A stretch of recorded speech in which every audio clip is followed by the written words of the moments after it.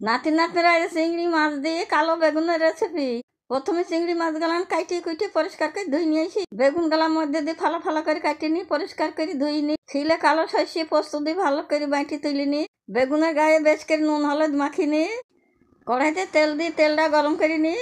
এই বেগুন গালান এক এক করে দিই, উল্টে পাল্টে লাল লাল করে ভাজি তুলে নিব। চিংড়ি মাছে লবণ হলুদ বেশ করে মাখিয়ে নিই। ওই তেলের মধ্যে চিংড়ি মাছগুলো দিয়ে উল্টে পাল্টে ভালো করে ভাজি নিব, ওর সঙ্গে তুলে নেব।